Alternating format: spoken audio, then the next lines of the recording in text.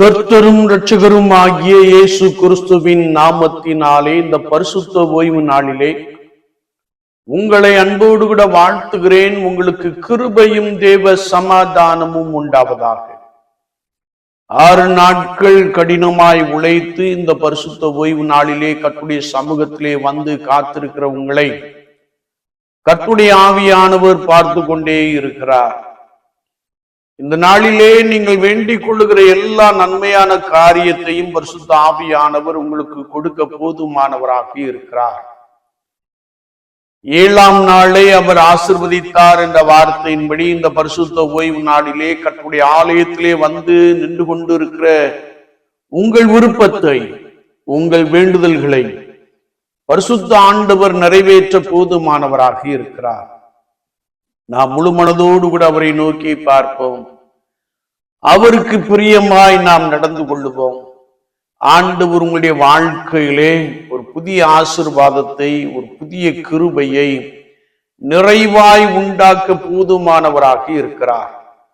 கர்த்தரை தேடுகிறவர்களுக்கு ஒரு நன்மையும் குறைபடாது என்ற வசனத்தின்படியே பரிசுத்த ஆலயத்திலே பரிசுத்த ஆண்டவரை நோக்கி பார்க்க வந்திருக்கிற உங்களை அவர் சந்திக்கிறார். சகல நன்மையின் ஆசீர்வாதங்களினாலும் உங்களை நிரப்புகிறார். வேதம் சொல்லுகிறது, சகல ஜனங்களை பார்க்கிலும் நீ ஆசீர்வதிக்கப்பட்டிருப்பாய் என்ற வார்த்தை உங்களுக்குள்ளே ஒவ்வொரு நாளும் பலமாய் நிறைவேறுகிறதை நீங்கள் காண்பீர்கள். ஏனென்றால் ஆண்டவர் இந்த ஆண்டிலே நமக்கு கொடுத்த வாக்கு தத்தத்தின்படியே நீ என் பார்வைக்கு அருமையானபடியால் கனம் பெற்றாய், நானும் உன்னை சிநேகித்தேன் என்று சொல்லுகிறார்.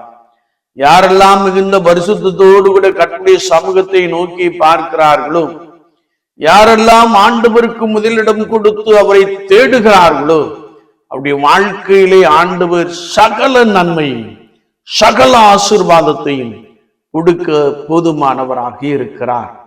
எனவே ஆண்டவருடைய பார்வைக்கு நீங்கள் ஒவ்வொரு நாளும் அருமையானவர்களாய் காணப்படுகின்ற பொழுது ஆண்டவர் இந்த பூமிக்குரிய எல்லா ஆசீர்வாதங்களினாலும் உங்களை நிரப்ப போதுமானவராக இருக்கிறார்.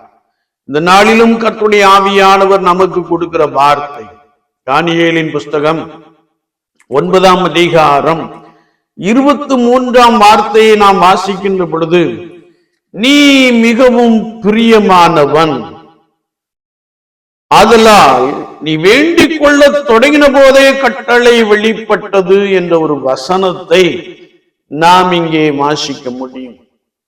தானியேல் என்ற தேவ மனிதன் ஆண்டவரே கேளும், ஆண்டவரே மன்னியும், ஆண்டவரே கவனியும், என் தேவனே உம்முடைய நிமித்தமாக அதை தாமதியாமல் செய்யும், உம்முடைய நகரத்திற்கும் உம்முடைய ஜனத்திற்கும் உம்முடைய நாமம் தரிப்பிக்கப்பட்டிருக்கிறதே என்று சொல்லி என் பாவத்தையும் என் ஜனங்களாகிய இஸ்ரவேலின் பாவத்தையும் அறிக்கை பண்ணி ஜெபம் பண்ணினான் என்பதை நாம் இந்த பகுதியிலே மிக தெளிவாக அறிந்து கொள்ள முடியும். வேதம் சொல்லுகிறது, தன் பாவங்களை மறைக்கிறவன் வாழ்வடைய மாட்டான், அவைகளை அறிக்கை செய்து விட்டுவிடுகிறவனோ இரக்கம் பெறுவான் என்ற வசனத்தின்படியே நம்முடைய பாவங்களுக்காக, நம்முடைய தேசத்தின் பாவங்களுக்காக நாம் கர்த்தருடைய சமூகத்திலே விழுந்து கிடந்து அறிக்கை செய்கின்ற பொழுது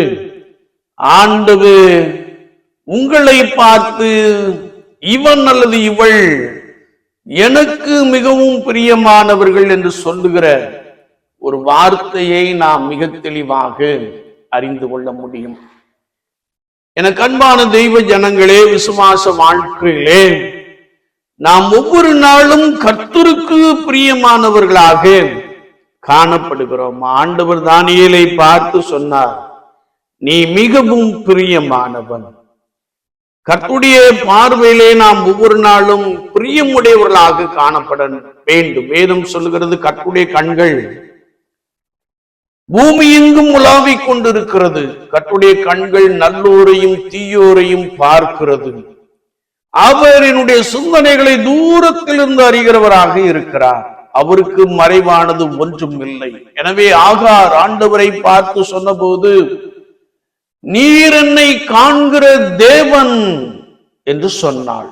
சுவாச வாழ்க்கையிலே ஆண்டவர் நம்மை பார்த்து கொண்டே இருக்கிறார் என்ற அந்த நம்பிக்கையிலே நாம் பலப்படுகின்ற பொழுது பாவத்திற்கு விலகி ஓடுகிறவர்களாக காணப்படுகிறோம், பரிசுத்தத்தை காத்துக் கொள்கிறவர்களாக காணப்படுகிறோம். ஆண்டவர் நம்மேல் பிரியமுடையவராக இருக்கிறார் என்பதை வேத வாக்கியங்கள் மிக தெளிவாக கற்றுக் கொடுக்கிறது. முதலாவதாக நாம் இந்த தானியேலின் புஸ்தகம் திருப்பிக் கொள்ளுகின்ற பொழுது ஆண்டவர் தானியேல் மீது மிகவும் பிரியமுடையவராக காணப்பட்டார். வேதத்தை நாம் வாசிக்கின்ற பொழுது அநேகர் மீது ஆண்டவர் பிரியமுடையவராக காணப்பட்டார். ஒருவேளை உபாகமத்தின் புஸ்தகம் 33ஆம் அதிகாரம் 12ஆம் வசனத்திலே, பென்யமீன் கர்த்தருக்கு பிரியமானவன், அவரோடே சுகமாய் தங்கியிருப்பான் என்று சொல்லப்பட்டிருக்கிறது. ஏசாயா 44:28 நாம் வாசிக்கின்ற பொழுது, கோரேஸ் எனக்கு பிரியமானதை எல்லாம் நிறைவேற்றுவான் என்று சொல்லுகிற ஒரு வார்த்தையை நாம் வாசிக்க முடியும். அப்போஸ்தலர் 13:22 நாம் வாசிக்கின்ற பொழுது, தாவீது என் இருதயத்திற்கு ஏற்றவன், எனக்கு சித்தமானவைகளை எல்லாம் செய்வான் என்று தாவீதை குறித்து ஆண்டவர் சொல்லுகின்ற ஒரு வார்த்தையை நாம் மிக தெளிவாக அறிந்து கொள்ள முடியும். எரேமியா 31:20 நாம் வாசிக்கின்ற பொழுது, இப்ராஹிம் எனக்கு அருமையான குமாரன், எனக்கு அருமையான பிள்ளை என்று சொல்லுகிற ஒரு வார்த்தையை நாம் வாசிக்கிறோம். எபிரேயர் 11:5 நாம் வாசிக்கின்ற பொழுது, ஏனோக் தேவனுக்கு பிரியமானவனானபடியினாலே அவன் தேவனோடு கூட சஞ்சரித்துக் கொண்டிருக்கிறவனாக காணப்பட்டான் என்பதை குறித்து வேத வாக்கியங்கள் மிக தெளிவாக கற்றுக் கொடுக்கிறது. ஏசாயா 43:4 நாம் வாசிக்கின்ற பொழுது, நீ என் பார்வைக்கு அருமையானபடியினால் நான் உன்னை சிநேகித்தேன் என்று யாக்கோபை பார்த்து ஆண்டவர் சொல்லுகிற ஒரு வார்த்தையை நாம் வாசிக்க முடியும். யாக்கோபு 2:23 நாம் வாசிக்கிறோம், ஆபிரகாம் தேவனுடைய சிநேகிதன் எண்ணப்பட்டான் என்று எழுதப்பட்டு இருக்கிறது. பரிசுத்த யோவான் 21:7 நாம் வாசிக்கின்ற பொழுது, இயேசுவுக்கு அன்பாயிருந்த சீஷன் யோவான் என்று எழுதப்பட்டிருக்கிறது. என்னை கேட்டுக்கொண்டு இருக்கிற என் அன்பு சகோதரனே சகோதரியே, உலக வாழ்க்கையை நாம் பார்க்கின்ற பொழுது பரிசுத்த வேதாமத்திலே அநேகர் ஆண்டவருக்கு பிரியமாய் வாழ்ந்த அனுபவம், ஆண்டவர் அவர்களை பார்த்து எனக்கு பிரியமானவன், என் சிநேகிதன் என்று சொல்லுகிற ஒரு வார்த்தையை நாம் வாசிக்க முடியும். சுவாச வாழ்க்கையிலே நித்தமும் கர்த்தராகிய இயேசு கிறிஸ்துவை பிரியப்படுத்துகிற அனுபவம் நிறைந்தவர்களாக நாம் காணப்படுகின்ற பொழுது அவருடைய பார்வைக்கு நாம் அருமையானவர்களாக காணப்படுகிறோம்.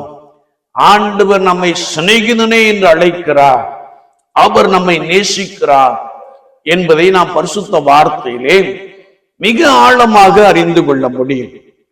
இங்கே ஆண்டவர் தானியேலை பார்த்து நீ மிகவும் பிரியமானவன் என்று சொன்னார். ஏனென்றால் தானியேலின் புஸ்தகம் 1ஆம் அதிகாரத்தை நாம் திருப்பிக் கொள்ளுகின்ற பொழுது அங்கே கர்த்தருடைய வார்த்தை சொல்லுகிறது, தானியேலோவென்றால் போஜனத்தினால் தன்னை தீட்டுப்படுத்தவில்லை என்பதை குறித்து பரிசுத்த வாக்கியத்திலே நாம் மிக தெளிவாக அறிந்து கொள்ள முடியும். இந்த தானியேல் பிரதானிகளுக்கு தலைவனாக காணப்பட்டான்.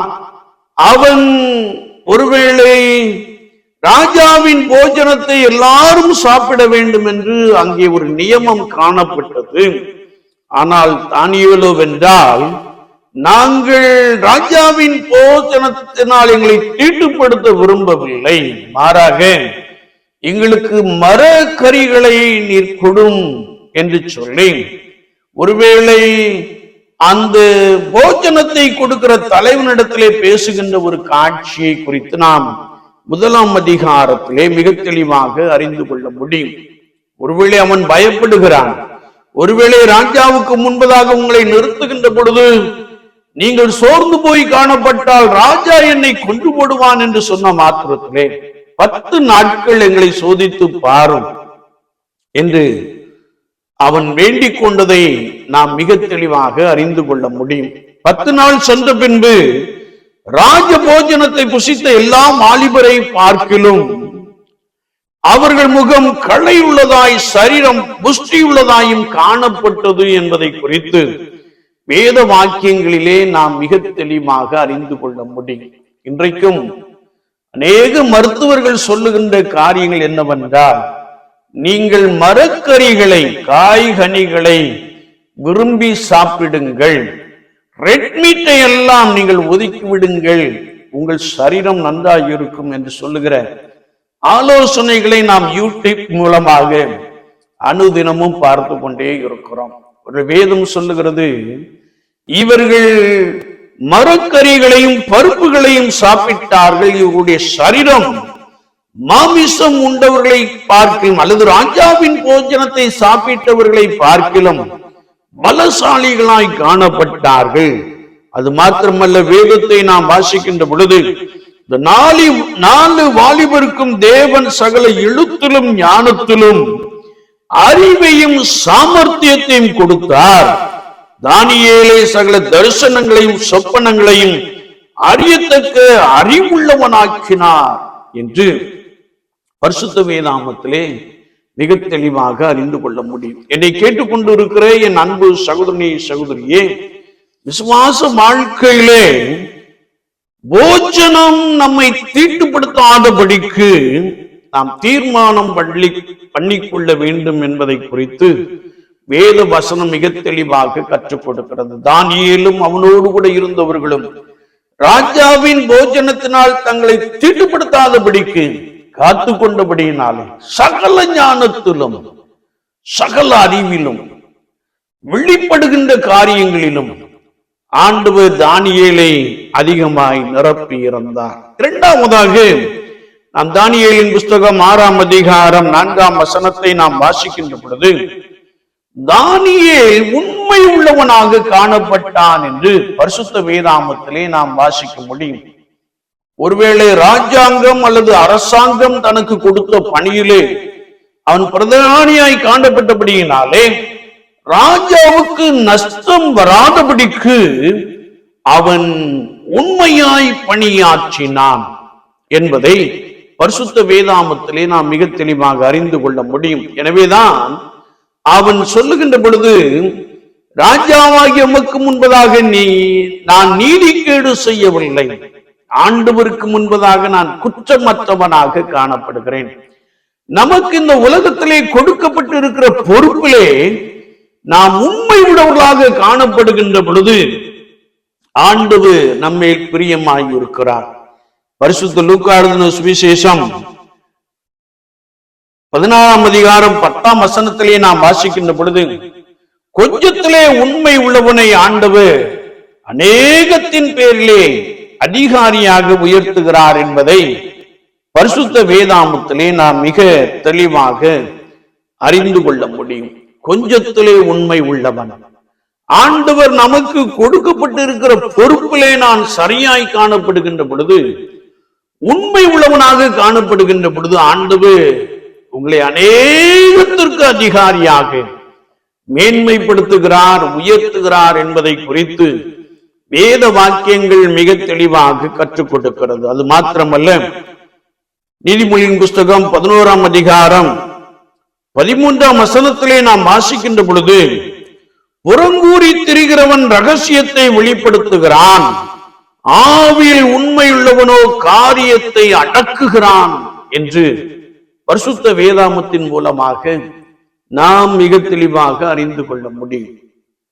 ஒருவேளை தானியேலை குறித்து நாம் இதே அதிகாரத்திலே வாசிக்கின்ற பொழுது, தானியேலுக்கு விசேஷித்த ஆவி இருந்தமையால் அவனை ராஜ்யம் முழுமைக்கும் அதிகாரியாக ஏற்படுத்த ராஜா நினைத்தான் என்று பரிசுத்த வேதாகமத்திலே நாம் மிக ஆழமாக அறிந்து கொள்கிறோம். என்னை கேட்டுக்கொண்டு இருக்கிற என் அன்பு சகோதரனே சகோதரியே, விசுவாச வாழ்க்கையிலே நமக்கு கொடுக்கப்பட்டிருக்கிற பொறுப்பிலே நான் உண்மை உள்ளவர்களாக காணப்பட வேண்டும்.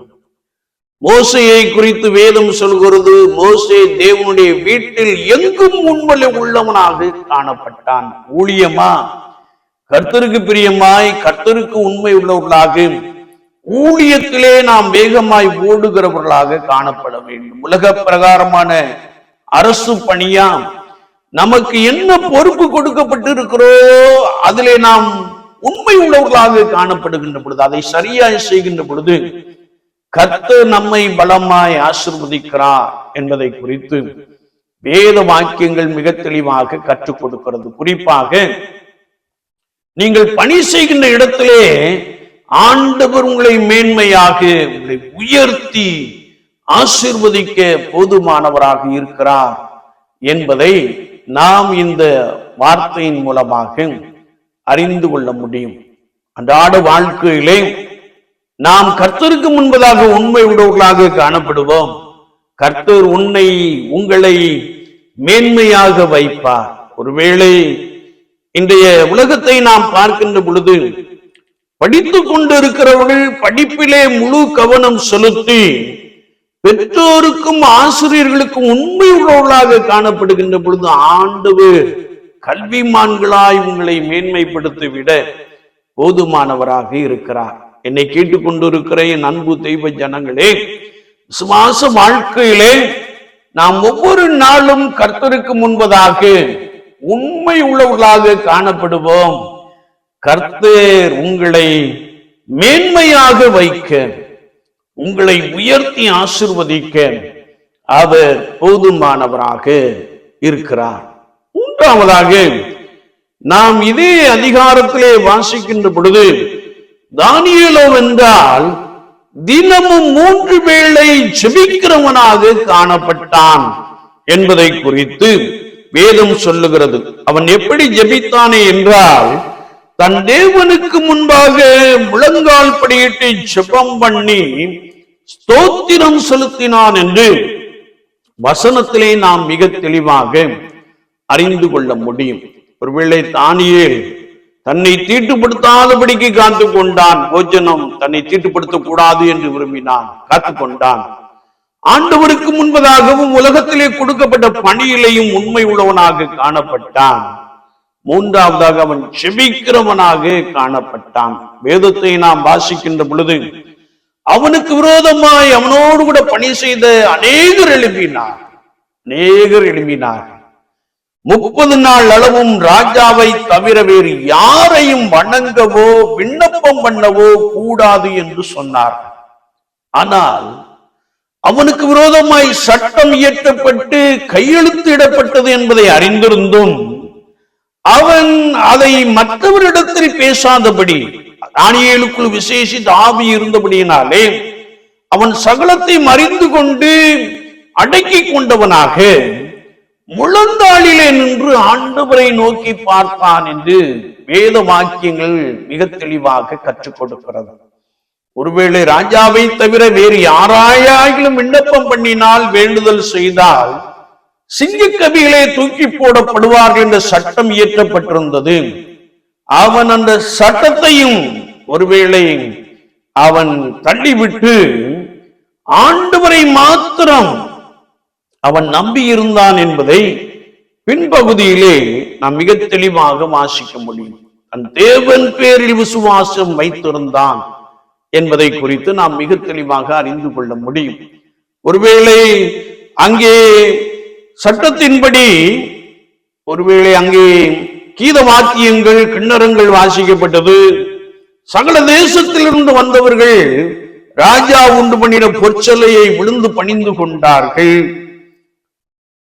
அது மாத்திரமல்ல, ஒருவேளை இங்கே இந்த தானியேல் ஆண்டவரை மாத்திரம் நம்பி விசுவாசித்து காணப்பட்டான். சாத்ராக், மேஷாக், ஆபேத்நேகோ என்பவர்கள் ஆண்டவர் பேரிலே நம்பிக்கை உடையவர்களாக காணப்பட்டார்கள். அவர்கள் ராஜா உண்டு பண்ணின சிலையை வணங்க மறுத்து விட்டார்கள். ஆண்டவர் அவர்களை அற்புதமாய் காத்தார் என்பதை நாம் நன்றாய் அறிந்திருக்கிறோம். அக்னி சூழலிலே போடப்பட்டார்கள். 3 பேர் போடப்பட்டார்கள். 4 பேர் விடுதலையோடு கூட உலாவி வந்தார்கள். 4ஆம் ஆளின் சாயல் தேவபுத்திரனுக்கு ஒப்பாய் காணப்பட்டபடியினாலே ஆண்டவர் அந்த அக்னி சூழலின் நடுவிலே அந்த அக்கினி அவர்களை பலம் செய்து விடாதபடிக்கு அவர்களை அற்புதமாய் காத்து கொண்டார். ஒரு வேதத்தை நாம் வாசிக்கின்ற பொழுது இந்த ராஜாவுக்கு விரோதமாக ஒருவனும் தூஷணம் வார்த்தை பேசக்கூடாது என்று ராஜா இன்னொரு கட்டளையை பிறப்பித்ததை நாம் நன்றாய் அறிந்து கொள்ள முடியும். ஒருவேளை இந்த 3 வாலிபர்களும் நாங்கள் ஆராதிக்கிற தேவன் எங்களை தப்புவிக்க வல்லவராக இருக்கிறார் என்று அவரையே நம்பினார்கள் என்று வேதம் சொல்லுகிறது. இங்கே நாம் வாசிக்கின்ற பொழுது ஒருவேளை சட்டத்திற்கு கீழ்ப்படியாவிட்டால்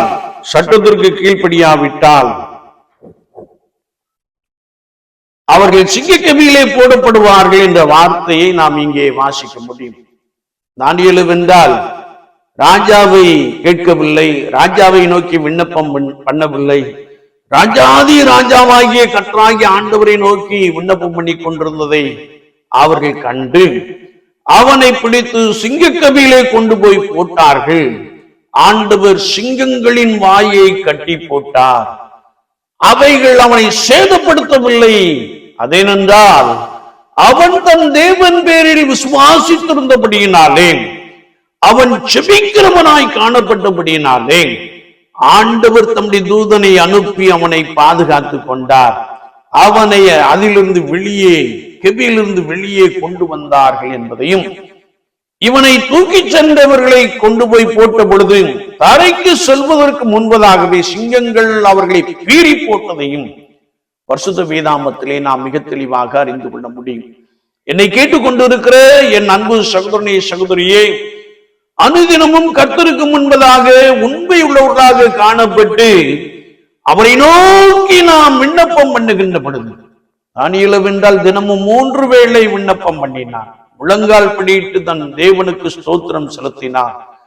நான் அப்படி ஆண்டவரை நோக்கி நாம் செபிக்கின்ற பொழுது ஆண்டவர் உங்களுக்கு விரோதமாய் காணப்படுகிற சட்ட திட்டங்களை தவிடுபடி ஆக்கி போட வல்லவராக இருக்கிறார். வேதத்தை நாம் வாசிக்கின்ற பொழுது அவன் தன் தேவன் பேரிலே விசுவாசித்தான் செபிக்கிறவனாக காணப்பட்டான். வேதத்தை நாம் வாசிக்கின்ற பொழுது தானியேலின் காரியமோ ஜெயமாயிருந்தது என்று வேதம் சொல்லுகிறது. எப்படி என்றால் 3 வேளையும் தன் தேவனுக்கு முன்பாக முழங்கால் படியிட்டு ஜெபம் பண்ணி ஸ்தோத்திரம் செலுத்தினபடியினாலே ஆண்டவர் அவனுக்கு எதிராக எழும்பின பிரதானிகளை தாழ்த்தி போட்டார். ஒருவேளை தானியேலையோ வென்றால் மேன்மையான இடத்திலே வைத்தார். தானியேலின் காரியம் ஜெயமாயிருந்தது. அது மாத்திரமல்ல, தானியேலின் தெய்வமே சிங்கங்களின் கைக்கு தப்புவித்த அவரே தப்புவிக்கிறவரும் ரட்சிக்கிறவரும் வானத்திலும் பூமியிலும் அடையாளங்களையும் அற்புதங்களையும் செய்கிறவருமாயிருக்கிறார் என்று ராஜா எழுதினார். என்னை கேட்டுக்கொண்டிருக்கிற என் அன்பு தெய்வ ஜனமே, ஒருவேளை இந்த நாட்களிலே நாம் செபிப்பதிலே குறைவுபட்டவர்களாக காணப்படுகிறோம். ஒருவேளை அநேகர் முழந்தால் படிவதில்லை. ஒருவேளை ஆலயத்தில் கூட பார்க்கிறோம், அநேகர் முழந்தால் படிவதே இல்லை. ஆனால் வேதம் சொல்லுகிறது, தானியேலோ வென்றால் தினமும் 3 வேளை தன் தேவனுக்கு முன்பாக முழங்கால் படியிட்டு ஜெபம் பண்ணி ஸ்தோத்திரம் செலுத்துகிறவனாக இருந்தார். அநேகருடைய வாழ்க்கையிலே ஸ்தோத்திர பலிகளை ஏறெடுக்க முடியவில்லை. ஒருவேளை சில வேளைகளிலே நாம் ஒரு விதமான சூழ்நிலையிலே அமர்ந்திருக்கிறது போல காணப்படுகிறோம். தானியேல் தன்னை தீட்டுப்படுத்தாதபடிக்கு காத்து கொண்டான். தானியேல் கர்த்தருக்கு முன்பதாகவும் கொடுக்கப்பட்ட பொறுப்பிலும் உண்மை உள்ளவனாக காணப்பட்டான். அவன் ஜெபிக்கிறவனாக காணப்பட்டான். ஆதி திருச்சபையை நாம் எடுத்துக்கொள்கின்ற பொழுது அப்போஸ்தலர் நடபடிகளின் புஸ்தகம் 2ஆம் அதிகாரம் 42ஆம் வசனத்தை நாம் வாசிக்கின்ற பொழுது அங்கே கர்த்தருடைய வார்த்தை சொல்லுகிறது, ரட்சிக்கப்பட்ட எல்லாரும் பரிசுத்த ஆவியின் வல்லமையினால் நிரப்பப்பட்ட எல்லாரும் ஜெபத்திலே உறுதியாய் தரித்திருந்தார்கள். ஒருவேளை அப்போஸ்தலர்களாலே அற்புதங்களும் அடையாளங்களும் செய்யப்பட்டன என்பதை நாம் மிக தெளிவாக அறிந்து கொள்ள முடியும். இந்த திருச்சபை ஜெபத்திலே பின்தங்கி இருக்கின்ற ஒரு காட்சியை நாம் பார்க்கிறோம். சோர்ந்து போன ஒரு நிலைப்பாட்டை பார்க்கிறோம். வேதத்திலே நாம் அநேக இடங்களிலே வாசிக்க முடியும். ஜெபிக்கிறவர்கள் ஜெயிக்கிறவர்களாக காணப்பட்டார்கள். ஆதி திருச்சபையார் ஜெபத்திலே உறுதியாய் தரித்திருந்தபடியினாலே அப்போஸ்தலர்களாலே அடையாளங்களும் அற்புதங்களும் செய்யப்பட்டது. ஜனங்களுக்குள்ளே ஒரு பயம் உண்டாயிற்று. ரட்சிக்கப்படுகிற ஜனங்களை கர்த்தர் அனுதினமும் சபையிலே சேர்த்து கொண்டே வந்தார். நாம் வேதத்தை தேடி வாசிக்கின்ற பொழுது அப்போஸ்தலர் நடபடிகளின் புத்தகம் 12ஆம் அதிகாரம் 5ஆம் வார்த்தையிலே சபையார் யாவரும் ஊக்கத்தோடு ஜெபித்தார்கள். பேதுரு சிறையில் காக்கப்பட்டு இருக்கிறார். அடுத்த நாளிலே பேதுருவை சிறைச்சேதம் செய்ய போகிறார்கள். ஆனால் ஆதி திருச்சபையார் கர்த்தருடைய ஆவியானவரால் நிரப்பப்பட்டவர்கள், ஜெபத்திலே உறுதியாய் தரித்திருந்தவர்கள், அவனுக்காக ஊக்கத்தோடு ஜெபித்த பொழுது கர்த்தர் தம்முடைய தூதனை அனுப்பி அவனை சிறைச்சாலையை விட்டு வெளியே கொண்டு வந்தார். வேதத்திலே நாம் வாசிக்கின்ற பொழுது ஆண்டவர் அதிசயமான ஒரு விடுதலையை பேதுருவுக்கு கொடுத்தார் என்பதை நாம் மிக தெளிவாக அறிந்து கொள்ள முடியும். திருச்சபை கர்த்தருக்கு முன்பதாக உண்மையோடு கூட ஜெபிக்கிறவர்களாக, ஊக்கமாய் ஜெபிக்கிறவர்களாக காணப்படுகின்ற பொழுது கர்த்தர் அநேகருடைய கட்டுகளை கலந்து போக பண்ண போதுமானவராக இருக்கிறார். தானியேலோ என்றால் தினமும் 3 வேளை ஜெபித்தான்.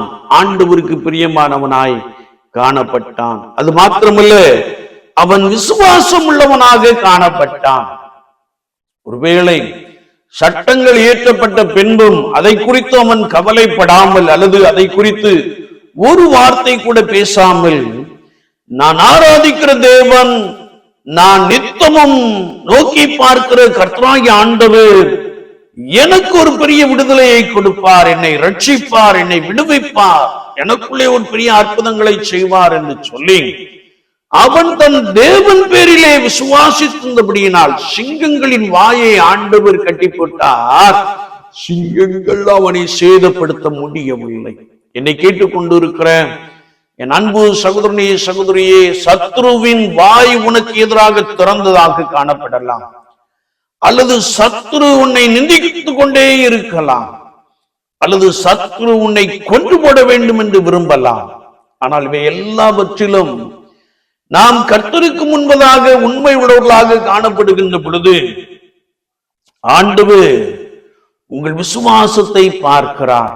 இங்கே தானியேலின் விசுவாசத்தை ஆண்டவர் பார்த்தார். சிங்கங்களின் வாயை கட்டி போட்டார். அவைகள் அவனை சேதப்படுத்த முடியவில்லை. உனக்கு விரோதமாய் உருவாக்கப்படும் எந்த ஆயுதமும் வாய்க்காதே போம் என்று ஆண்டவர் சொல்லுகிறார். ஒருவேளை விசுவாச வாழ்க்கையிலே நீ அனுதினமும் ஒரு இடுக்கமான ஒரு பாதையிலே கடந்து சென்று கொண்டிருக்கலாம். சத்துருக்கள் உன்னை நெருக்கி கொண்டு இருக்கலாம், அல்லது உன் எதிராளி கட்சிக்கிற சிங்கம் போல உன்னை சுற்றி வருகிற ஒரு நபராய் காணப்படலாம். பிசாசானவன் உன்னை சோதித்துக் கொண்டிருக்கலாம். ஆனால் இவை எல்லாவற்றின் மத்தியிலும் நீ கர்த்தராகிய இயேசு கிறிஸ்துவை விசுவாசிக்கின்ற பொழுது ஆண்டவர் உன் நடுவிலே அற்புதராயிருக்கிறார். ஆண்டவர் உனக்குள்ளே பெரிய அதிசயங்களை செய்கிறார். அவர் உன் எதிராளிகளை தாழ்த்தி போடுகிறார்.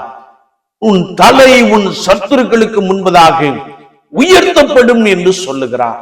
சங்கீதம் 23 நாம் வாசிக்கின்ற பொழுது, என் சத்துருக்களுக்கு முன்பாக நீர் எனக்கு ஒரு பந்தியை ஆயத்தப்படுத்தி என் தலையை எண்ணெயால் அபிஷேகம் பண்ணுகிறீர், என் பாத்திரம் நிரம்பி வழிகிறது என்று சொன்னார். ஆண்டவர் உங்கள் சத்துருக்களுக்கு முன்பதாக ஒரு பந்தியை உங்களுக்கு ஆயத்தப்படுத்தி விட்டார். அவர் உங்களுக்கு ஒரு செய்யத்தை கொடுக்கிறார். அது மாத்திரமல்ல, ஆண்டவர் உங்களுடைய வாழ்க்கையிலே உங்கள் சத்துருக்களை தாழ்த்தி போடுகிறார் என்று வார்த்தை மிக தெளிவாக கற்றுக் கொடுக்கிறது. ஏனென்றால் இந்த தானியேல் ஆண்டவரை மாத்திரம் விசுவாசித்திருந்தான்.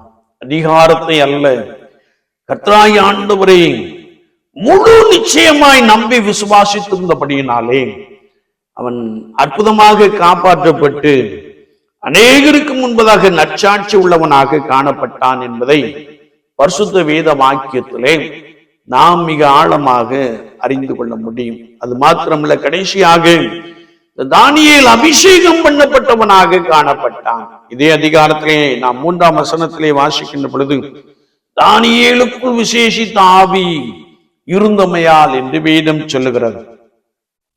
ஆதி திருச்சபையார் அபிஷேகத்தை பெற்றுக் கொண்டபடியினாலே, உயிர் தந்த இயேசு கிறிஸ்துவின் வல்லமையை பெற்றுக் கொண்டபடியினாலே, ஆண்டவருடைய பிரசன்னத்தினாலே நிரப்பப்பட்டபடியினாலே அவர்கள் உறுதிப்பட்டவர்களாக காணப்பட்டார்கள். அவர்கள் இயேசு கிறிஸ்துவையே சார்ந்து காணப்பட்டார்கள். அவர்கள் ஜெபத்திலே உறுதியாய் காணப்பட்டார்கள். அது மாத்திரமல்ல, அவர்களும் ஜெயிக்கிறவர்களாக காணப்பட்டார்கள். வேதத்தை நாம் வாசிக்கின்ற பொழுது, ஒருவேளை சவுல் அவர்களுக்கு விரோதமாய் எழும்பின பொழுது ஆண்டவர் ஒரு பேரொளியின் மூலமாய் அவனை சந்தித்தார். சவுலே சவுலே என்று கூப்பிட்டார். ஆண்டவரே நீர் யார்? நீ துன்பப்படுத்துகிற இயேசு நானே என்று சொல்லி தன்னை அவனுக்கு வெளிப்படுத்தினார் என்பதை பரிசுத்த வார்த்தையிலே மிக தெளிவாக நாம் அறிந்து கொள்ள முடியும். ஒருவேளை அபிஷேகம் பெற்ற ஜனங்கள் கர்த்தருக்கு முன்பதாக காத்திருக்கின்ற பொழுது, கர்த்தரை நோக்கி விண்ணப்பம் பண்ணுகின்ற பொழுது ஆண்டவர் ஜெயிக்கிற ஒரு பெரிய அனுபவத்தை கொடுக்கிறார். தானியேலுக்குள் விசேஷித்த ஆவி இருந்தமையால் தானியேலை ஒருவராலும் குற்றப்படுத்த முடியவில்லை. அவனுக்குள்ளே கர்த்தருடைய ஆவியானவர் இருந்தபடியினாலே அவன் தன்னை தீட்டுப்படுத்தாதபடிக்கு காத்து கொண்டான். உண்மை உள்ளவனாக காணப்பட்டான். ஒருவேளை ஆதி திருச்சபையாரை போல ஜெபிக்கிறவனாக காணப்பட்டான். ஆண்டவருடைய வாழ்க்கையிலே மிகப்பெரிய ஒரு அபிஷேகத்தை கொடுத்திருந்தபடியினாலே மறை பொருள்களை வெளிப்படுத்துகிறவனாக காணப்பட்டான் என்பதை குறித்து வேத வாக்கியங்கள் மிக தெளிவாக கற்றுக் கொடுக்கிறது. என்னை கேட்டுக்கொண்டு இருக்கிற என் அன்பு சகோதரனே சகோதரியே, அனுதின ஜீவியத்திலே தானியேலை போல நாம் கர்த்தருக்கு மிகவும் பிரியமானவர்களாக காணப்படுகிறோமா? சற்று நம்மை நாமே ஆராய்ந்து பார்ப்போம். நாம் ஆண்டவருக்கு பிரியமாய் காணப்படுகின்ற பொழுது, நீ ஆண்டவருடைய பார்வையிலே அருமையானவளாக காணப்படுகிறாய். கனம் பெற்ற ஒரு மனிதனாய், கனம் பெற்ற ஒரு ஸ்திரீயாய் ஆண்டவர் இந்த பூமியிலே உன்னை மேன்மைப்படுத்த, உன்னை உயர்த்த போதுமானவராக இருக்கிறார். விசுவாச வாழ்க்கையிலே ஆண்டவராகிய இயேசு கிறிஸ்துவை பிரியப்படுத்தும்படியாய் நாம் போஜனத்தினாலே நம்மை தீட்டுப்படுத்தாதபடிக்கு காத்துக் கொள்ளுவோம். போஜன பிரியனே, உன் தொண்டையிலே கத்தியை வை என்று வேத வசனம் சொல்லுகிறது. ஆண்டவருக்கு பிரியமான போஜனம் பண்ணுகிறவர்களாக நாம் காணப்பட வேண்டும். குறிப்பாக இங்கே மரக்கறிகள் பருப்புகளை சாப்பிட்டது போல நாமும் ஒரு அர்ப்பணிப்போடு கூட அவனமாய் செயல்பட வேண்டும் என்பதை குறித்து வசனங்கள் மிக தெளிவாக கற்றுக் கொடுக்கிறது. அது மாத்திரமல்ல, இரண்டாவதாக அவன் கர்த்தருக்கு முன்பதாக உண்மை உள்ளவனாக காணப்பட்டபடியினாலே ஆண்டவர் அவனை மேன்மைப்படுத்தினார். மூன்றாவதாக அவன் தினமும் 3 வேளை தன் தேவனுக்கு முன்பாக முழங்கால் படியிட்டு ஜெபம் பண்ணி ஸ்தோத்திரம் செலுத்தினான். ஜெபம் ஸ்தோத்திரம் என்ற வார்த்தையை நாம் வாசிக்க முடியும். முழங்காலிலே கர்த்தருக்கு முன்பதாக நின்றான். அது மாத்திரமல்ல, நான்காவதாக அவன் விசுவாசம் உள்ளவனாக காணப்பட்டான். ஒருவேளை ஆண்டவர் ஆபிரகாமை பார்த்து சொன்னார், உன் கற்ப பிறப்பானவனே உனக்கு சுதந்திரவாளியாய் இருப்பான் என்று சொன்ன மாத்திரத்திலே அநேக ஜனங்களுக்கு தகப்பனாவதை நம்புவதற்கு ஏதுவில்லாத ஒரு சூழ்நிலை என்று வேதம் சொல்லுகிறது. ஆனால் நம்புவதற்கு ஏதுவில்லாத அந்த சூழ்நிலையிலே ஆபிரகாம் தான் தேவன் கொடுத்த வாக்குத்தத்தத்தை நம்பினான். முழு நிச்சயமாய் நம்பி விசுவாசித்தான். ஆண்டவர் ஒரு ஈசாக்கை கொடுத்தார். ஒருவேளை வேதம் சொல்லுகிறது, சூழ்நிலை எதிராய் காணப்பட்டது. 100 வயதுடையவனாக காணப்பட்டான். சாராளின் கற்பம் செத்து போயிற்று. ஆனால் ஆண்டவர் கொடுத்த வாக்குத்தத்தத்தை சொந்தெடுத்துக் கொள்ளும்படியாய் அவன் விசுவாசத்திலே நீதிமானாய் காணப்பட்டான் என்று வேதத்திலே நாம் மிக தெளிவாக அறிந்து கொள்ள முடியும். இல்லாதவைகளை இருக்கிறவை போல் அழைக்கிற தேவன் என்ற வார்த்தையின்படி ஆண்டவர் இல்லை என்று சொல்லுகிற இடத்திலே உனக்கு கொடுக்க அவர் போதுமானவராக இருக்கிறார். உன்னை ஆசீர்வதிக்க போதுமானவராக இருக்கிறார். உனக்கும் ஒரு கற்பத்தின் கனியை கொடுத்து உன்னை மேன்மைப்படுத்த, உன்னை உயர்த்த ஆண்டவர் போதுமானவராக இருக்கிறார். கடைசியாக அவன் அபிஷேகம் பெற்றவன் என்று வேதம் சொல்லுகிறது. யாரெல்லாம் கர்த்தருடைய ஆவியானவரால் நிரப்பப்பட்டு இருக்கிறார்கள். அவர்கள் ஜெயிக்கிற அனுபவம் உடையவர்களாக காணப்படுகிறார்கள் என்பதை குறித்து நாம் மிக தெளிவாக அறிந்து கொள்ள முடியும். யாரெல்லாம் பரிசுத்த ஆவியானவரால் நிரப்பப்பட்டு இருக்கிறார்களோ அவர்கள் பூமியிலே உயர்ந்த அடைக்கலத்திலே வைக்கப்படுகிறார்கள் என்பதை நாம் பரிசுத்த வாக்கியத்தின் மூலமாக மிக தெளிவாக அறிந்து கொள்ள முடியும். தானியேல் ஆட்டின் பின்னே சென்று கொண்டிருந்தான். ஆண்டவர் அவனை தீர்க்கதரிசியின் மூலமாய் அழைத்து அபிஷேகம் பண்ணினார். ராஜாவாக அவனை மேன்மைப்படுத்தினார். ராஜாவாக அவனை அபிஷேகம் பண்ணினார் என்று வேதத்திலே தெளிவாய் வாசிக்கிறோம். எந்த ஒரு மனிதன், எந்த ஒரு மனுஷி கர்த்தருடைய ஆவியானவரால் நிரப்பப்பட்டு இருக்கிறார்களோ, ஆதி திருச்சபையிலே காணப்பட்ட அந்த பரிசுத்த ஆவியின் வல்லமையினாலே அபிஷேகத்தினாலே நிரப்பப்பட்டு இருக்கிறார்களோ அவர்கள் உலக வாழ்க்கையிலே ஜெயிக்கிறவர்களாக காணப்படுகிறார்கள் என்பதை குறித்து வார்த்தை மிக தெளிவாக கற்றுக் கொடுக்கிறது. என்னை கேட்டுக்கொண்டிருக்கிற என் அன்பு சகோதரனே, சகோதரியே, இந்த கிருபைகளை நிறைவாய் நாம் பெற்றிருப்போம் என்றால் நீ கர்த்தருடைய பார்வையிலே அருமையானவன், அருமையானவள். ஆண்டவர் உன்னை சிநேகிக்கிறார். அது மாத்திரமல்ல, ஒருவேளை நீ கர்த்தருடைய பார்வையிலே மிகவும் பிரியமான ஒரு நபராய் நீ காணப்படுகிறாய். ஆண்டவர் உன்னுடைய வாழ்க்கையிலே காணப்படுகிற எல்லா தடைகளையும் நீக்கி போட்டு உனக்கு எதிராக எழும்புகிற எல்லாரையும் தாழ்த்தி போட்டு உன்னை உயர்த்த, உன்னை ஆசீர்வதிக்க, உன்னை மேன்மைப்படுத்த, சத்துருக்களுக்கு முன்பதாக உன் தலை உயர்த்தப்படும் என்ற வார்த்தையை உனக்குள்ளே நிறைவேற்ற அவர் போதுமானவராக இருக்கிறார். நாம் ஒவ்வொரு நாளும் கர்த்தருக்கு பிரியமாய் வாழுகிறோமா? ஒவ்வொரு நாளும் நான் கர்த்தரை பிரியப்படுத்த வேண்டுமே என்றால் அதிகாலமே ஆண்டவருக்கு முன்பதாக காத்திருக்க வேண்டும். கர்த்தர் கொடுத்த பரிசுத்த வேத வாக்கியங்களை விருப்பத்தோடு கூட வாசித்து வாசித்து தியானிக்கிற ஒரு நபராய் காணப்பட வேண்டும். சமயம் கிடைக்கின்ற பொழுதெல்லாம் நான் வேதத்தை வாசிக்கவும் கர்த்தருடைய சமூகத்திலே காத்திருக்கவும் கூடிய அந்த கிருபைகளை நாம் பெற்றிருக்கின்ற பொழுது ஆண்டவர் இந்த உலகத்திலே உன்னை மேன்மைப்படுத்த, உன்னை ஆசீர்வதிக்க, உன்னை உயர்த்த, உனக்குள்ளே அற்புதங்களினாலும் அடையாளங்களினாலும் நிரப்ப அவர் போதுமானவராக இருக்கிறார். நான் அனுதினமும் ஆண்டவரை பிரியப்படுத்துகிற அனுபவம் நமக்குள்ளே நிறைவாய் காணப்படுகிறது. ஆண்டவர் நம்மை பார்த்து நீ மிகவும் பிரியமானவன், மிகவும் பிரியமானவள் என்று சொல்லுகிற அந்த நிலைப்பாட்டை உடையவர்களாக, அப்படிப்பட்ட ஒரு பரிசுத்தமான வாழ்க்கை உடையவர்களாக, உண்மை உள்ளவர்களாக நாம் காணப்படுகிறோமா? சற்று நம்மை நாமே நிதானித்து ஆராய்ந்து பார்ப்போம். இந்த வேளையிலே கர்த்தருடைய ஆவியானவருடைய சமூகத்திலே நம்மை அர்ப்பணித்துக் கொள்ளுவோம். ஒருவேளை இந்த புதிய வருஷத்தின் 2வது ஞாயிற்றுக்கிழமையிலே கர்த்தருடைய சமூகத்திலே நாம் கடந்து வந்திருக்கிறோம். ஆண்டவரே, என்னை உம்முடைய கரத்திலே அர்ப்பணிக்கிறேன் என்று சொல்லி பரிசுத்த பந்திக்கு கடந்து வருவதற்கு முன்பதாக ஒரு விசை நம்மை கர்த்தருடைய சமூகத்திலே தாழ்த்திக் கொள்வோம். தானியேலின் காரியம் ஜெயமாயிருந்தது போல தானியேலை போல நானும் உமக்கு பிரியமாய் காணப்பட, நாங்களும் உமக்கு பிரியமாய் காணப்பட உதவி செய்யும் ஆண்டவரே என்று சொல்லி நம்மை கர்த்தருடைய சமூகத்திலே தாழ்த்தி கொள்வோம். தாழ்மை உள்ளவர்களுக்கு கிருபை அளிக்கிறார்.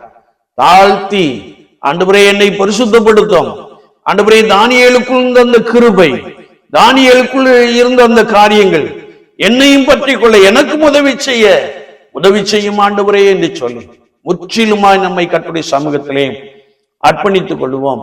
அர்ப்பணிப்போடு கூட பரிசுத்த பந்திக்கு நாம் கடந்து வருவோம். ஒருவேளை தானியேலை போல உலகம் நம்மை தீட்டுப்படுத்தாதபடிக்கு, நம்மை கரைப்படுத்தாதபடிக்கு நம்மை காத்துக் கொள்ளுவோம். நான் இருக்கின்ற இடத்திலே செய்கின்ற பணியிலே உண்மையோடு கூட காணப்படுவோம். நித்தமும் 3 வேளை ஜெபிக்கிற ஒரு நபராய் காணப்படுவோம். விசுவாசத்தை காத்துக் கொள்ளுவோம்.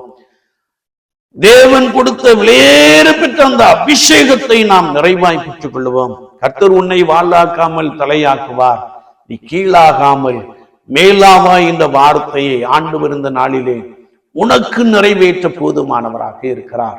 என்னை கேட்டுக்கொண்டிருக்கிறேன் அன்பு சகோதரனே, சகோதரியே, இந்த காலை வேளையிலே கர்த்தருடைய ஆவியானவர் உன்னை பலப்படுத்த, உன்னை ஆசீர்வதிக்க போதுமானவராக இருக்கிறார்.